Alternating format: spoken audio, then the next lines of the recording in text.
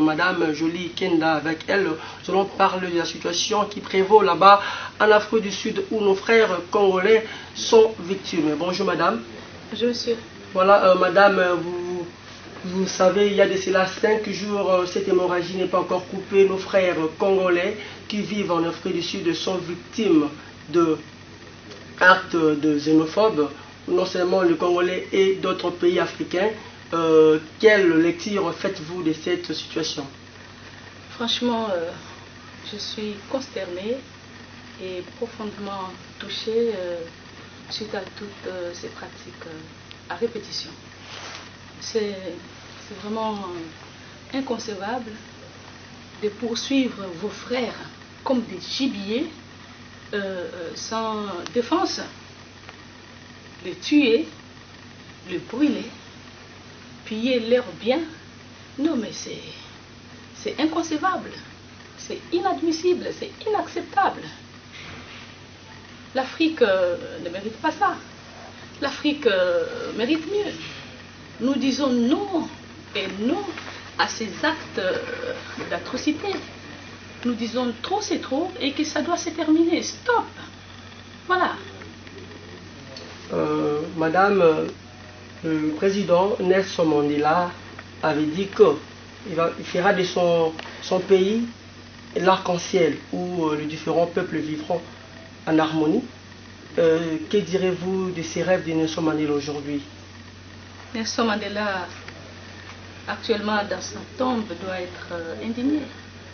Nelson Mandela, dans sa tombe, doit être touché de voir ses enfants perpétrer des actes d'atrocité à ses frères africains. Je les vois pleurer même dans sa tombe. Il doit être malade quand on sait que toutes ces actions ont été accompagnées par d'autres États. Aujourd'hui, ce que nous vivons, c'est vraiment grave. C'est vraiment grave. D'ailleurs, Nelson Mandela, pour démontrer son côté panafricaniste, il est allé même jusqu'à épouser une Mozambicaine.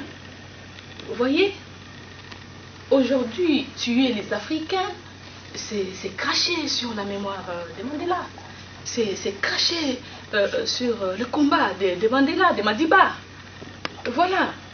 Je crois que les Sud-Africains oublient les choses facilement. Oui, malheureusement, l'histoire nous apprend que nous ne savons pas apprendre de l'histoire. Hein? Si déjà dans les temps, le Mozambique a perdu son président, le Mozambique avait perdu son président, Samora Machel, qui venait de Brazzaville justement pour négocier la fin de l'apartheid. Il y avait même dans ces crashs d'avion notre ministre de l'Intérieur, Pinga Kassende, qui est mort dans l'avion même. Il y a eu des vies, il y a eu des personnes il y a eu des efforts qui ont été fournis par les États.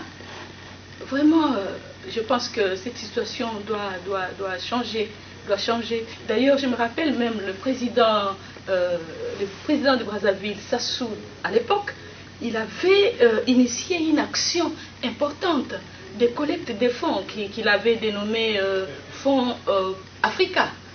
Dans le temps, chaque enfant était obligé de payer quelque chose pour que les enfants africains, sud-africains aillent à l'école.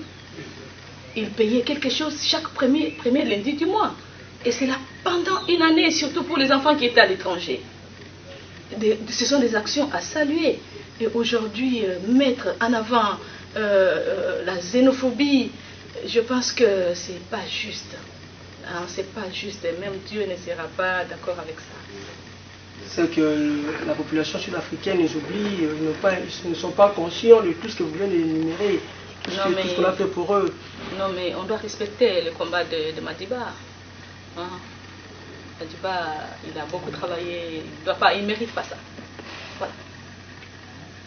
Voilà, madame, cette hémorragie, on ne sait pas si ça va prendre fin quand. Quel message pouvez-vous lancer aux dirigeants africains, au gouvernement congolais et à la communauté congolaise qui se trouve là-bas en Afrique du Sud, ou sont en train de subir cet acte-là. Justement, un message par rapport à cette situation.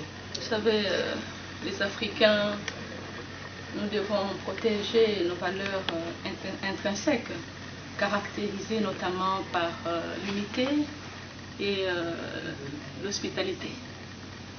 Je voudrais ici interpeller mes frères et sœurs africains de garder le calme, de ne pas surtout répondre par la violence. Vous savez, c'est mieux que nous puissions laisser le pouvoir public s'occuper de la chose. Et aux dirigeants africains, je recommande d'intensifier justement les actions